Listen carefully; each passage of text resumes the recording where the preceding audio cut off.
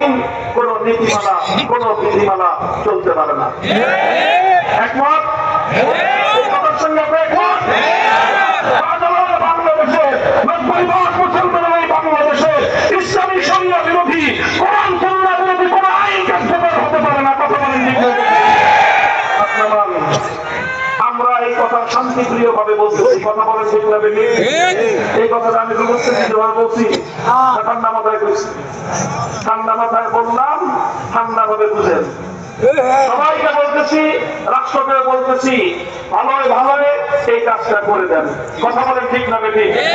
এটা ইসলাম এবং মুসলমানদের শত বৎসরের আকাঙ্ক্ষা, শত বৎসরের দাবি, শত বৎসরের হৃদয়ের তামান্না। কথা বলেন ঠিক না বেটি? প্রশ্ন হলো, এইভাবে যদি স্বাভাবিকভাবে ছোট আঙ্গুলে যদি ঘি না উঠে, বলেন ছোট আঙ্গুল যদি ঘি না উঠে কি করবেন?